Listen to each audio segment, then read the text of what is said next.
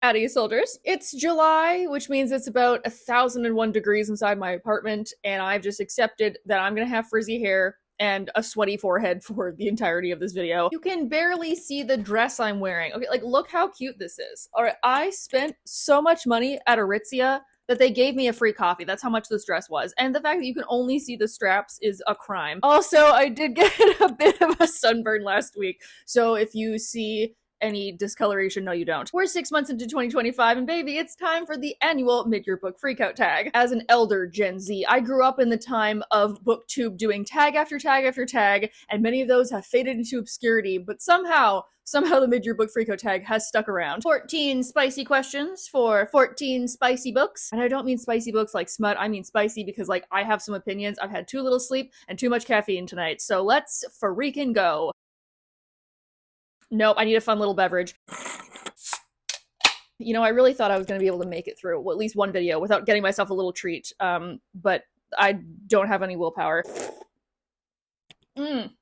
Oh yeah, we're in business. Okay, without further ado, grab a drink, grab a snack, and buckle in. Let's do the mid-year book freakout tag. Number 1 is, what is your favorite book of 2025? And I mean, without a doubt, it's so easy. It's my new favorite vampire book. It's my new favorite sapphic book. It's my new favorite V.E. Schwab book. It's Bury Our Bones in the Midnight Soil. Oh, you like a book by V.E. Schwab that's about sapphic vampires? Like, yeah, okay, I get it, right? Fork Found in Kitchen. I just read this in June, so I may have a bit of a recency bias. But in fact, no, I don't. This was just so good. This truly eclipses everything else that I have read this year. I know the internet's been yelling about it, and I will add my voice to that cacophony, but this was a beautiful literary story about 3 women throughout history who are turned into vampires and how they're dealing with it. We mostly follow Alice, who is our newly turned vampire in the modern day, who gets turned and then is like, oh fuck, well I gotta deal with this shit. And her modern voice is like so relatable and very grounding to the story. And then there's Sabine, who is the original vampire, who, you know, due to her circumstances, you see why she's willing to be monstrous. The lyricism, the flow, the themes, like, this was such a beautiful book. This truly is V.E. Schwab's best. I do feel a little conflicted about it because I already have a tattoo for A Darker Shade of Magic because that was my favorite V.E. Schwab book, and now since it's Bury Our Bones, I'm gonna have to get a new tattoo, like I just gotta. Appropriately second is, what has your favorite sequel been this year? And I can confidently say it's this diva, it's Faithbreaker by Hannah Kanner. Quick side note, I've been doing so good on my reading goal for 2025 to read more sequels. I've read so many sequels this year already.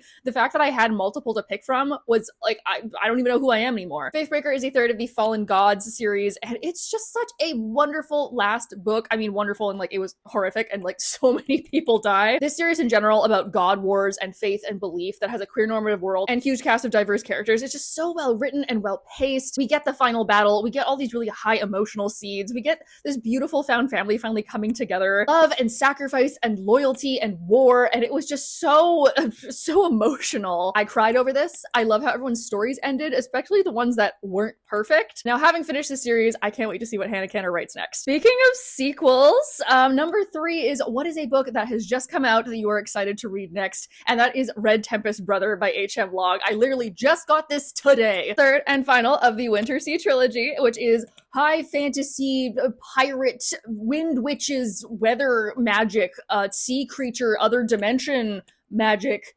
stuff. War is brewing in the real world and also in the Gist world. Mary and Sam still haven't boned yet, and Benedict is off doing his thing with a stolen lawless ship, and oh boy, I'm so excited to see how all of those consequences blow up in their face. I feel like once I finish this, this is going to be the gateway into all of the pirate books that I plan on reading next. Last year was Sapphic Vampires. This year I feel like it's Lady Knights, and then fantasy pirates might be next. Number 4 is to name the book that you are most excited about reading for the second half of the year. Catabasis by R.F. Kuang. It's a dark academia Dante's Inferno retelling by an author who I love. This is a very specific niche interest of mine, and I need this in my hands, and HarperCollins won't send me an advance copy. Yeah, I am raging against my metaphorical chains. I am chomping at the bit, as it were. I want a copy of this so damn bad. This comes out at the end of August, and it's about 2 PhD students who have to descend into hell to get the soul of their professor, which also is just really funny because it's like, sir, I really need that final grade back. R.F. Kuang is also coming to Vancouver as a tour stop for this, so I am counting down the days and counting down the hours until those tickets go on sale and this book comes out.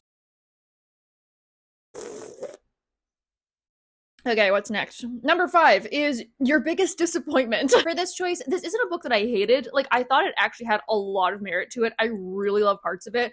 But again, I'm not mad, I'm just disappointed, and that is Our Infinite Fates by Laura Stevens. This is a YA urban fantasy pitched as Addie LaRue meets This Is How You Lose the Time More, about two souls that keep reincarnating century after century, but one of them always kills the other before they reach their 18th birthday. This had some of the most beautiful writing that I've ever read in a YA novel. There's poetry interspersed in here that's like so full of longing and love. Like, this was stunning to read. And I'm infamously not a soulmate person, but I really like the way that she did it. I love the flashbacks of seeing them in different timelines and even in different genders and bodies. So, like, this is a queer book because the souls are just souls. But I'm really disappointed in this because the whole second half really fell apart. The first 100 or so pages, I was like, I'm having a great time. I'm just chugging along. I'm reading about love and longing and this fun little thing where these two characters keep murdering each other. And then we reach the halfway mark. And I'm like, okay, I'm kind of expecting to like start unraveling it for myself. And it was just like, okay, where's the mystery? Kept going downhill from there because there was not enough foreshadowing. The whole ending was very messy and very predictable once we got there, and I just felt like it was such a missed opportunity. I also hated the love interest. I didn't like Arden as the other opposing character. Why do you like each other? Literally, why? There's like nothing that pulls you together outside of like, our souls are intertwined. I'm like, yeah, but like, do you ever play Xbox together? No, because you're avoiding each other in every life. This really let me down, and I'm mad about it because I could see how this would be incredible, and it just didn't go the extra distance. Unfortunately, similarly, I'm gonna bend the rules a little bit on this because it's my video and I can do whatever I want. You're not my real dad and you can't stop me because this is pre-recorded. Number 6 is to talk about the biggest surprise of the year, and usually I would do like, I wasn't expecting to like this much. However, I'm going to talk about Godly Heathens by H.E. Edgman because I was surprised at how much I hated this. Why do I still have a copy of this in my hands if I hated it so much? Stay tuned. Okay, all will be revealed, unlike in Our Infinite Fates. This is also a reincarnation story, now that I just think about it. I swear I'm a little biased against reincarnation stories, but this one, I have a better reason. Our main character, Jem, is a reincarnation of a god from another dimension, and all of those gods have followed them into modern day and are trying to take them down because they all hold a grudge against them. But also, I'm uncomfortable in my body, and I'm trying to figure out my own identity, and like being a shitty teenager. But the shitty teenager too close to the sun for me to enjoy this fully. Jem is the worst narrator I have ever read.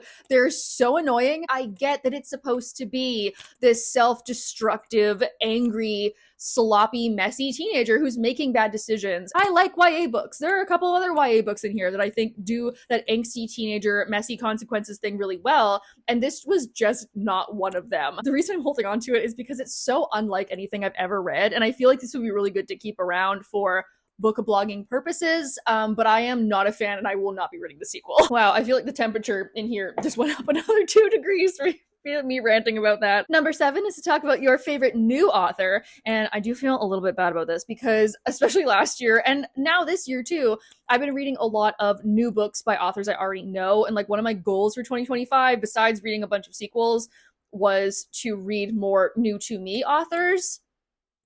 And I'm doing really well at one of those things. But thankfully, I can say that I found a new author. I've read 2 of her books this year, and oh my god, the lyricism, the words, it is, she writes symphonies in books. It just cemented itself into my head. It is the perfect writing for me specifically. And even better, she's also Canadian, and that's A.V. Paranik, who wrote Where the Dark Stands Still and most recently A Treachery of Swans. Where the Dark Stands Still is a vague Beauty and the Beast Polish folktale retelling, and Treachery of Swans is a Sapphic Swan Lake retelling. These are YA fantasy, and I gave both of them 5 stars. This is absolutely stunning writing. Her brand is like haunting folktale, which is extremely my shit, and I really hope that she writes adult one day because I would love to see her really push the envelope. We have a man who's sometimes a tree who has antlers, and then we also have a woman who is sometimes a swan who has really beautiful eyes. For number 8, we have to talk about my latest fictional crush, and for that, hands down, is Rory from The Night and the Moth by Rachel Gillig. This Flynn Rider knockoff who canonically wears a lot of guy liner literally told our main character, step on me, mommy. He's a heretical knight who finds something to believe in and someone to believe in, and I love Rory so much. He's loyal and protective, but he also gives space for her to grow. There was a world behind Rory's dark eyes. It was as if he could see everything all at once when he looked at me, and it was far too much, but he wanted all of it. And before you say, Rachel, that's bias, you just like pathetic men with dark hair,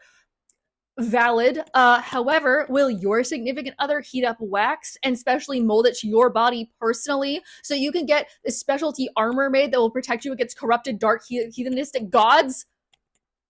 Yeah, didn't think so. Number 9 is your new favorite fictional character, and for that, I have my girlfriend to blame. She read this book last year and has been hounding me to read it ever since, and I'm so glad that she bullied me into reading it because The Undertaking of Heart and Mercy by Megan Bannon was such a delight, and I love Heart so much. This is a very bizarre Wild West fantasy where our two main characters are an undertaker and a marshal for human souls. It's actually a very sweet, silly, heartwarming, romantic book about two characters who had got off on the wrong foot years ago, but then start writing each other letters and they don't know that the person receiving them is that person, and they're like slowly falling in love via letter even though they hate each other in public. And it's a beautiful story that talks about death and the death industry and like moving on and loving people and letting go, and like this was really beautiful. And Hart is this like scientifically genetically modified like 7-foot tall man who's a bounty hunter of souls who like hates everybody and is really gruff but is housing this like absolute tender sweetheart of a personality. He's still reeling over the death of his mentor, and then he ends up kind of getting forced to take on a mentee of his own. He's like trying not to love this new boy but like also be a father figure. And while Mercy was very fun and I found her relatable, Hart has what's left of my little black rotted heart. He's wonderful. I loved his story. I loved his journey. Number 10 is a book that made you cry, and that could be many things. I have cried a lot over books this year, but I'm gonna give it to yet another sequel. The final book of the Hoffling Saga by Melissa Blair, An Honored Vow, wrecked me. A high-stakes, action-packed, emotion-filled fantasy romance about elves and fairies and assassins where the main themes are on loss of culture and colonialization and having people turned against one another, as well as tackling grief and addiction and loneliness and war. Our main character, Kira, I mean, she needs a nap. Can she have something nice? Like, please just allow her to have a Snickers bar and a rest. Rediscovering magic, bringing back magic, proving to herself that she's a worthy person of love. And of course, everything at the very end. We have the big battle. We have the final reconciliation. And it was heart-wrenching. Such a well-written series. So many important themes addressed. And an ending that is both horrific and hopeful. I had so many feelings after reading this book, and it all came out in tears. Oh, okay. Sorry. I'm back. My camera overheated, and like, I get it. Talk your shit, queen. Okay, my foundation is like melting off my face right now. Since 10 was a book that made you cry, 11 is a book that made you happy. Where did I put it?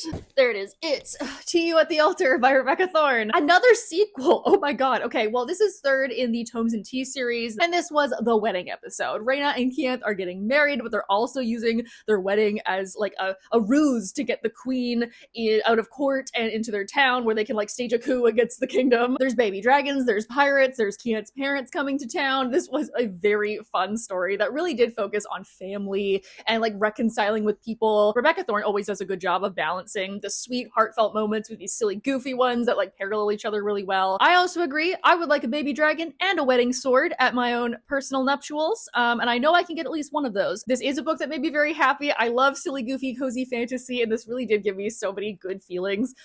This also is the book that made me the most angry this year, because what was the epilogue, Rebecca? So if you just ignore that the epilogue exists, like I am going to, this was such a wonderful book. Stupid epilogue ruining everything in the book, being like, oh, give me a fourth one. I don't want there to be a fourth one. It was fine the way it was. Number 12 is what is your favorite book to movie adaptation that you've seen this year? Which, if you know me, haha, nothing. I've seen absolutely nothing. I never watch anything ever. Moving on. Number 13 is your favorite review that you've left this year. And really, I decided to start making this video about 10 minutes before I actually started filming this video. So I did not decide to take the time to actually go through any of the reviews that I've done. But by the time I post this video, I probably will have. So I'm going to just insert my favorite review right here.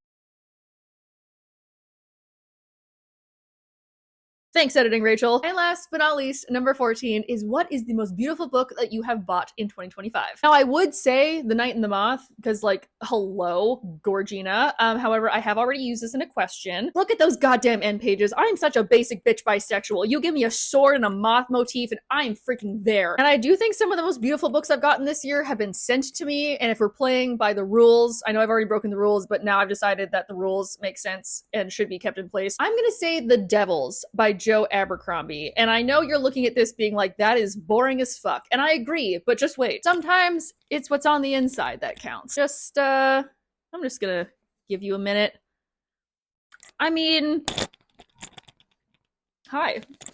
How you doing? Do you come here often? Would you like to maybe go on a date sometime? Actually, before I go, because you know what, why not? I'm gonna give you 3 honorable mentions. For best sequel, I'm gonna say The Echoed Realm by AJ Vrana also gets a shout out because this was a fantastic duology that's like paranormal urban fantasy with sometimes werewolves and creatures of Slavic myth. The way that these independent characters have grown to be codependent and then are forced to be independent again makes them so much better for when they are together, and their personal journeys were like so heartfelt that like this is such a good series. Pick this up. Runner up for most beautiful book is The River Has Roots by Amal El-Mohtar. This is her adult solo debut about 2 sisters who have a lifetime of wandering in and out of the Fae realm and one of them getting stuck there. The only reason I don't like this book more is because it's very small. I thought this was going to be a full-length novel, and it really is just a little novelette, and I wish that we had more of it because it's really weird and really cool. And for a book that made me cry a whole lot, I would like to nominate Two Twisted Crowns as one of the top nominees. But then I would have had 2 Rachel Gilligs on this list, and people would have been like, oh my god, you're so biased towards Rachel's. And then they just, you know, everything would descend into chaos. Love me a fantasy gothic. The card magic becomes so much more intense in this book, and I love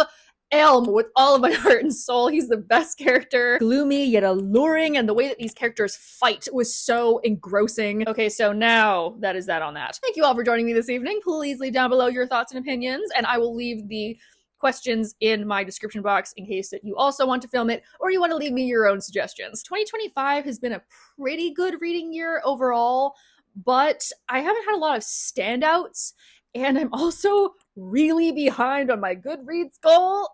So I don't know, send your thoughts and prayers. At this point, I wonder if it would just be a good idea for me to just like take a year off from work and society and all of my hobbies and just read. And then finally, maybe then I would be able to crush like a 1/4 of my TBR pile and clean up the wreckage that is on my floor right now. And once all those books go back into my shelves, I'm probably gonna run myself like a cold shower because it feels like a swamp in here. Swamp hag summer, am I right, ladies? You know where to click to like the video. You know where to click to subscribe. I hope you guys are all having a nice day or night wherever you are, and I will see you all next week. Bye!